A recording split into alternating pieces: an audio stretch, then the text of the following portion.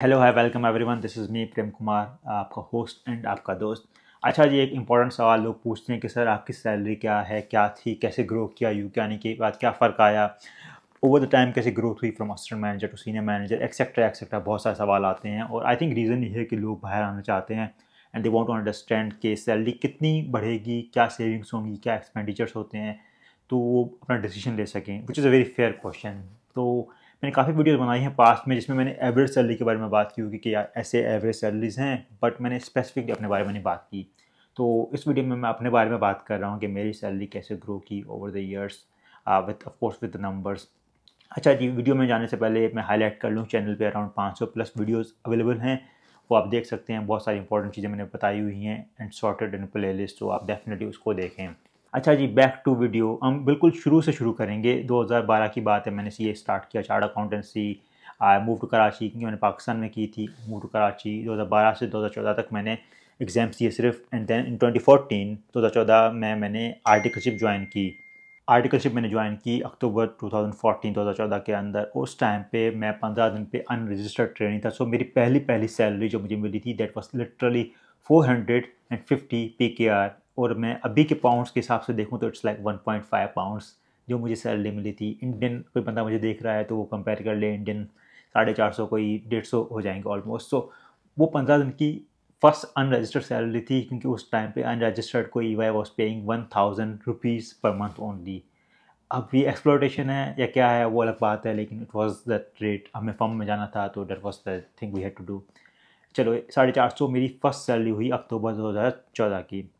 उसके बाद क्वालिफाइड, मेरा एग्जाम निकल गए थे तो मैं फर्म में रजिस्टर हो गया, and then the firm started paying stipend जो बोलते हैं सीए के अंदर। फर्स्ट लाइक आपका कोई पेपर पास नहीं है तो दे स्टार्ट पेइंग यू 9800 उस टाइम पे। 9800 रुपीज़ PKR, इंडियन कंपेरिजन कर लो आप, जो अगर इंडिया से देख रहे हो तो वो मिली। जब पाकिस्तान में था कि स्टाइपेंड आपकी टाइम से नहीं बढ़ती थी, स्टाइपेंड आपकी बढ़ती थी इसेंशली विथ योर क्वालिफिकेशन, आपके पेपर्स कितने पास हो रहे हैं। 9800 से आई थिंक 15,600 पे गए आफ्टर पासिंग सम पेपर। उसके बाद 22,000 या 25,000 पे गए, एंड देन इवेंचुअली, क्योंकि मैंने क्वालिफाई बहुत जल्दी किया था अपने आर्टिकलशिप के 2.5 साल के अंदर मैंने क्वालिफाई कर लिया था, तो मेरी salary even with in articleship 45,000 45,000 PKR हो गई थी। तो फर्म में रहते हुए मैं ना अपना पूरा लास्ट ईयर ऑफ आर्टिकलशिप, जो कि 3.5 साल की आर्टिकलशिप होती है, तो मैंने अपना लास्ट ईयर जो किया था वो किया था 45,000 PKR पे, कुछ वॉज डिसेंट अमाउंट कंपैरिजन के बाकी ट्रेनिंग्स कितना कमा रहे हैं। It was really decent amount, अपना एक्सपेंडिचर अच्छे से मैनेज हो रहा था। फास्ट फॉरवर्ड, उसके बाद फर्म के बाद मैंने इंडस्ट्री ज्वाइन की, एच बी एल में पैकेज वॉज डिसेंट, तो अराउंड 150 प्लस 150,000 प्लस जो PKR थे उसमें I was earning on monthly basis, जो कि एक डिसेंट अमाउंट थी।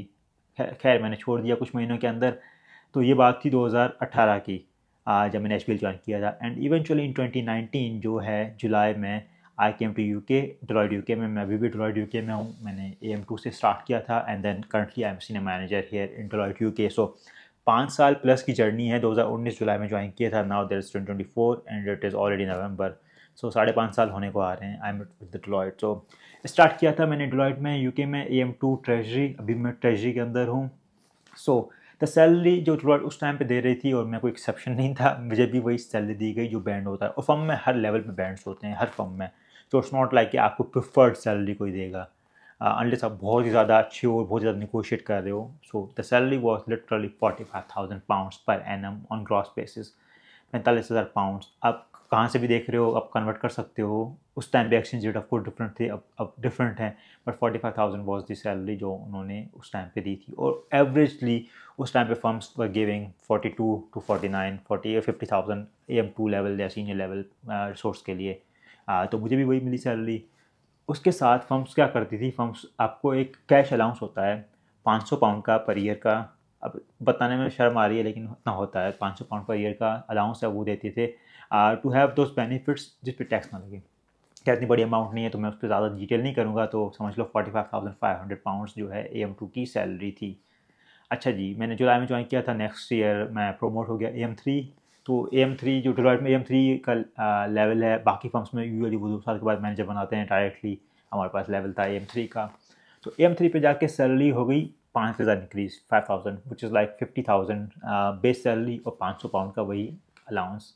तो ये हो गई 2020 में, मैं जून 2020 के अंदर मेरी सैलरी हो गई 50,500। अच्छा जी, नेक्स्ट ईयर मैं मैनेजर बन गया।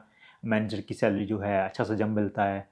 उस टाइम पे डेलॉयट में थोड़ी सी पॉलिसी रिवीजन भी हुई थी मार्केट कॉम्पिटिटिव सैलरीज के हिसाब से, तो इट वेंट टू 60,000 और मे बी 61,000। 2000 जून 2020 की बात है ये। तो उस टाइम पे 61,000 के करीब हुई थी। और मैनेजर लेवल पे आपका जो अलाउंस होता है, जो पहले 500 था, 4,500 के करीब हो गया था। तो around 65,000 pounds, 65,000 pounds annual salary थी। और बाकी फर्म्स में भी सिमिलर स्ट्रक्चर पे सैलरीज मिलती हैं मैनेजर्स को, 60,000 to 70,000 के बीच में एट द स्टार्टिंग। और कुछ फर्म्स ऐसी भी हैं जो फर्म मैनेजर्स को बोनस देती हैं 15 से 20,000 का अपॉन प्रमोशन। आई नो कि पीएमजी ने दिया था उस टाइम पे, ईवाई ने किसी टाइम पे लोगों को दिया था, नॉट एवरी ईयर बट कुछ टाइम पे लोगों को दिया था, तो वो बोनस भी मिलता है लोगों को। तो खैर सैलरी इतनी बड़ी, मैनेजर पे 2 से 3 साल लगते हैं, तो मुझे 3 साल लगे थे। मैंने 61 से स्टार्ट किया, सॉरी 60,000 से स्टार्ट किया। Next year it went to 65 I think. जब बेस अलाउंस वही रहा तो अराउंड एवरेज वही 68-69 पे बनी। उससे आगे साल बहुत कम ग्रोथ होती है विद इन ग्रेड, मैं स्पेशली मैनेजर, क्योंकि सीनियर मैनेजर का लेवल अपोज कर रहा है, तो उसके बाद मेरे ख्याल से 3,000 पाउंड ही सैलरी बढ़ी। और काफ़ी एवरेज रेंज है मैनेजर्स की, तो उसकी मेरी अराउंड 68-69,000 बेस से हो गई, और 4.5-5 का अलाउंस विच लाइक 70-74। तो ऐसे ट्रांजिशन की 65, 69, 74, 4-5 हज़ार का difference each year, which is very normal in auditing field, इस तरह की इंडस्ट्री के अंदर। अच्छा, ये मेरी जर्नी थी। बाकी फर्म्स में भी सिमिलर स्ट्रक्चर है, लाइक कुछ फर्म्स ज़्यादा पे करती हैं of course, like KPMG page more, EY थोड़ी सी ज़्यादा देती है, पीडब्ल्यूसी भी थोड़ा सा ज़्यादा देती है। इवेंचुअली सैलरी इस तरह बढ़ी। अगर तुम बाकी फर्म्स को देखो, like other than big four, उनकी सैलरी थोड़ी सी ज़्यादा होती है इस स्ट्रक्चर के अंदर। Eventually after that I got promoted to senior manager. Senior manager promote हुआ तो सैलरी आपको जंप किया ग्रेड के हिसाब से, क्योंकि सैलरी जो आपको मिलती है प्रमोशन पे, वो मिलती है आपको minimum amount of that grade. अच्छा, उस ग्रेड की रेंज में भी, सीनियर मैनेजर की रेंज में भी 75 to 100,000 हो फॉर एट एनी लेवल।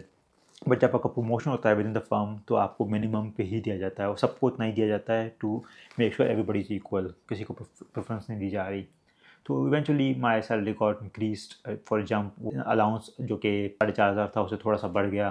तो मोर और लेस शार्प जंप नहीं था, ठीक है, इन टर्म्स ऑफ कि मैं एक ग्रेड से बड़े ग्रेड पे जा रहा हूँ। It wasn't a sharp jump, लेकिन एक डिसेंट अमाउंट इंक्रीज थी in terms of gross numbers.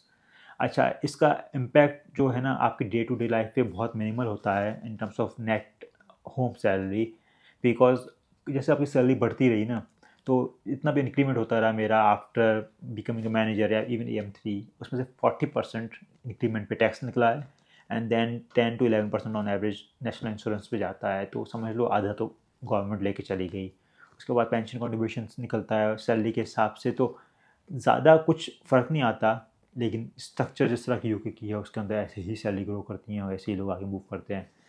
तो होपफुली इससे आपको कुछ पर्सपेक्टिव मिलेगा कैसे सैलरीज ग्रो हो रही हैं। अच्छा, आप जो एक्सपेंडिचर्स वगैरह के सोचते हो, तो अपना हिसाब से डिसाइड करो कि आपकी फैमिली है, तो आप इस सैलरीज के बेस पे आप कितना सेव कर सकते हो और कितना आपको एक्सपेंडिचर होगा।